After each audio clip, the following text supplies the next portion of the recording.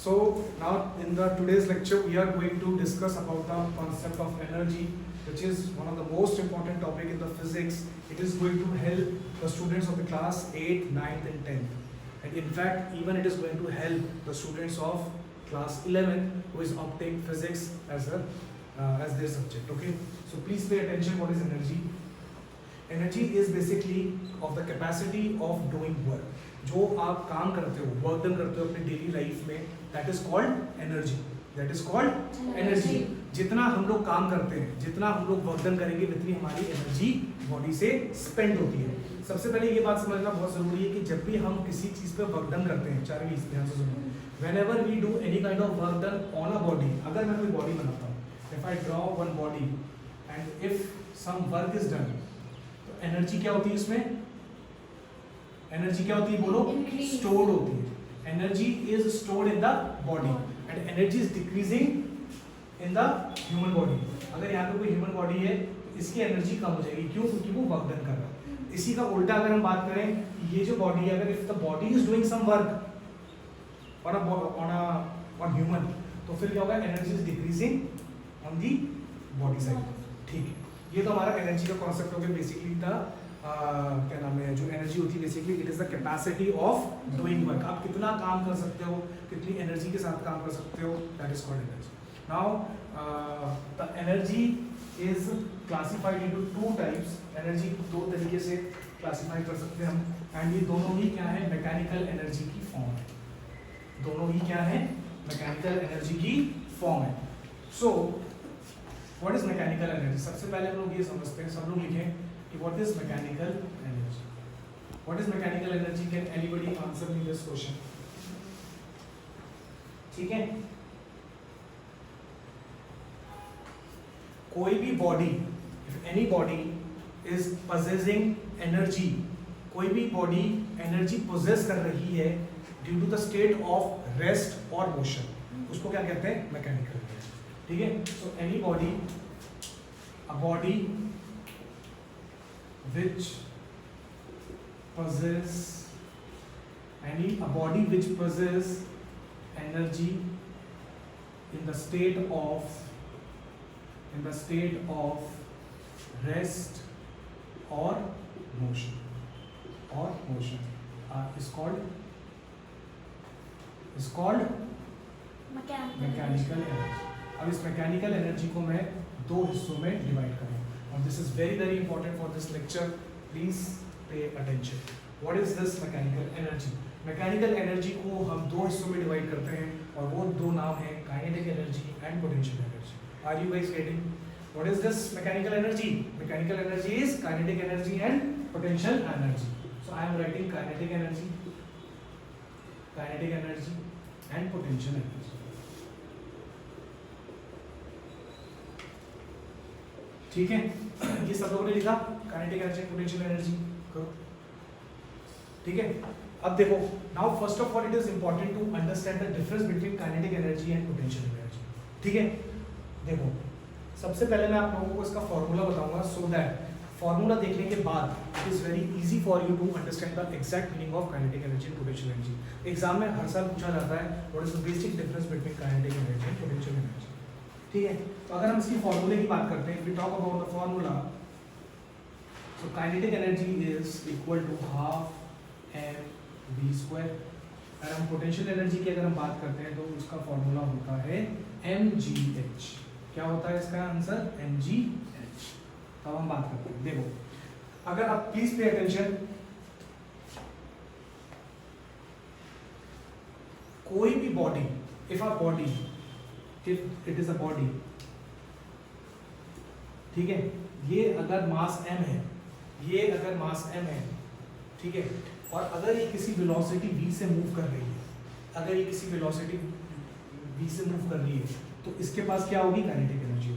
So any body which is having mass as well as velocity, it has kinetic energy. Like अगर मैं खड़ा हूँ, if I am standing like this, so what is my kinetic energy?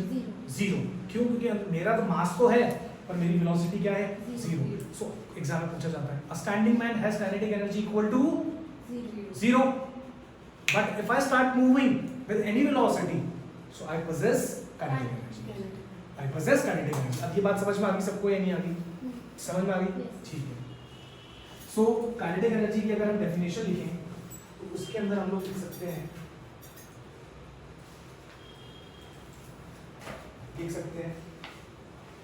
Any body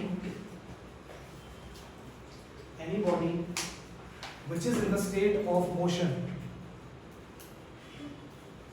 any body, ये होगा तुम लोगों ने kinetic energy की डेफिनेशन, ठीक है? Any body which is in the state of the motion is known as kinetic energy। ठीक है, एग्जांपल ले लेते हैं जिससे कि और बच्चों को क्लियर हो जाए। मान लो कि ये जो व्हीकल है इसका मास है 20 kg, इसका मास कितना है 20 kg, एंड ये वेलोसिटी 5 मीटर पर सेकंड से मूव कर रही है। तो एग्जांपल क्वेश्चन आएगा कि इस व्हीकल की काइनेटिक एनर्जी क्या होती है? 11th में भी आती है ये सब चीजें, बहुत इंपॉर्टेंट है, ठीक है? सो काइनेटिक एनर्जी क्या होती है? What is kinetic energy? Half into 20 into 5 का स्क्वायर, ये कर दिया 5 5 से 250। अच्छा, ये काइनेटिक एनर्जी है। एनर्जी की यूनिट क्या होती है? एनर्जी की यूनिट वही होगी जो वर्क डन की यूनिट होगी, जूल्स, क्योंकि मैंने तुमको क्या कहा था, work done is equal to change in kinetic energy. तो work done is related to the energy, so the unit of energy is itself joule, क्योंकि वो खुद किसके बराबर है? Energy is related to work and the unit of work is joule, so the unit of energy is joule. Okay, so answer is 250 joules. सिर्फ 250 पे नहीं छोड़ना है। मोहित समझ में आ गया? ओके सर, तो please jot down this answer. So this is a kind of example which you face in your exam. बड़े छोटे छोटे क्वेश्चंस आते हैं, इंपॉर्टेंट क्वेश्चंस हैं। समझ में आ रहा है Aryaman, Mohit, Nehal, Charvi? Okay, very good. Now let us move towards the potential energy. Now this is an important concept. Potential energy को अब आप देखें, अच्छा ठीक है, इसके अंदर तो आपको पैरामीटर्स पता चल गए। अब यहाँ पे मैं पहले डिफाइन कर देता हूँ। M is for mass, G is for gravity and H is for height। इसका क्या मतलब है? देखो, इसका मतलब ये है कि जो पोटेंशियल एनर्जी है उसको वेलोसिटी से कोई मतलब नहीं है। चाहे तुम रेस्ट पे बैठे हो, चाहे तुम मूव कर रहे हो, उसको वेलोसिटी से कोई मतलब नहीं। उसको किससे मतलब है? फॉर्मूला मैंने तुमको इसीलिए पढ़ाया था कि फॉर्मूला देख के तुम ये जज कर सकते हो कि कौन सी एनर्जी किसके ऊपर डिपेंड करती है। काइनेटिक एनर्जी मास और वेलोसिटी पे डिपेंड करती है, और पोटेंशियल एनर्जी किस पे डिपेंड करती है? मास, ग्रेविटी और हाइट। अब ग्रेविटी तो क्या है? अर्थ की ग्रेविटी है। बेसिकली जो अर्थ क्या है, अट्रैक्ट करता है, which is equal to 9.8 metre पर second square. Okay, so basically gravity is the force of attraction of a body by the earth. Okay, so gravity का तो ये हो गया पॉइंट फंडा। मास सबके अंदर ही है, तभी तो अर्थ पे बैठे हो। मास नहीं होगा तो स्पेस पे चले जाओगे। अब अगर हम हाइट की बात करते हैं, देखो मान लो ये एक बिल्डिंग है, उसको ठीक से कैप्चर करना थोड़ा सा, you can zoom in and you can cover this potential energy part. Okay, so like this is a ground. मान लो यहाँ पे एक लड़का बैठा है, now he is thinking to jump from this building. Say this height is 20 meters. Say this height is 20 meters. Now he is fed up from his life, and now he is fed up from his exam, he is fed up from the COVID. Now he wants to jump from this building. क्योंकि वो कह रहा है कि मेरी पढ़ाई नहीं हो पाई कोविड में। He is the only exception in the world कि जो पढ़ाई करना चाहता है कोविड में, but he got so frustrated. Now he wants to jump from here to there. Okay. अब मैं पूछ रहा हूँ, एक तो ये पॉइंट A है। अच्छा, एक इसका फ्रेंड नीचे खड़ा हुआ है। One boy standing at the ground and shouting, "Dear, do not jump, otherwise you can die." ये एक और लड़का बना देता हूँ, ठीक है? थोड़ा सा उसको zoom कर लेना so that clear आएगा, okay?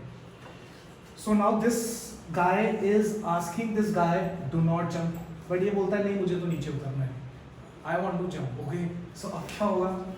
अब ध्यान से सुनो। अब तुमसे एग्जाम में पूछेगा at A पोटेंशियल एनर्जी कितनी है, at B potential energy, this is the question.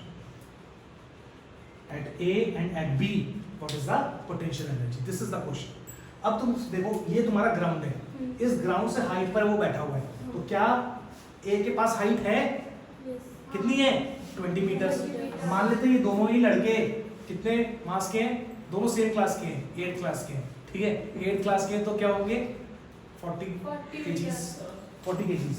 Let us suppose mass is 40 kgs, A के भी और B के भी दोनों का सेम है। अगर मैं बात करूं तो यहाँ पे मैं क्या लिखूंगा? 40 इंटू ग्रेविटी मैंने तुमको 9.8 बताई, जो कि तुम 10 भी ले सकते हो, ठीक है, you will study in later lectures. I'm going to teach you about the gravity elaborately. So now अभी आप ये मान लो कि g की वैल्यू क्या होती है, फिक्स होती है 40 into 10 into हाइट इसके पास है कितनी 20, 4 2 8, 8000 जूल्स लेके बैठा है। क्या लेके बैठा है? 8000 जूल एनर्जी लेके बैठा है। कौन? A. At A the energy is 8000 joules, जिसका नाम क्या है? Potential energy. The name of the energy is potential energy. The name is not kinetic energy. अब अगर हम पॉइंट B की बात करें, Harriman, can you tell me the how much this man is possessing potential energy? B के पास कितनी potential energy होगी?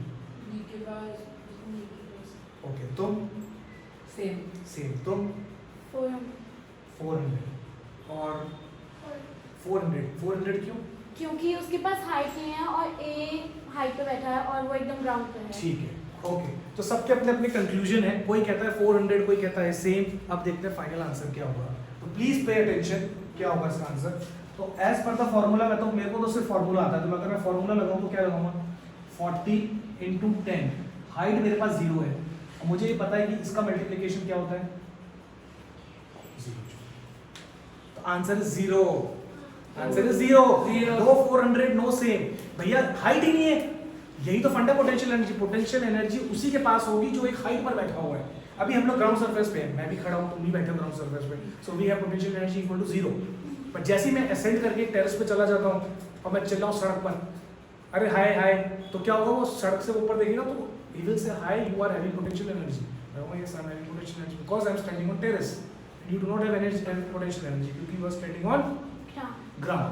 मेरे ख्याल से आप लोगों को सब समझ में आ गया होगा। सो height is an important parameter in the potential energy, velocity is an important parameter in the kinetic energy. So I hope you are clear with these two type of energies, and remember we have learned law of conservation of energy. Energy can neither be created nor be destroyed, but it can be transformed from one form to another form.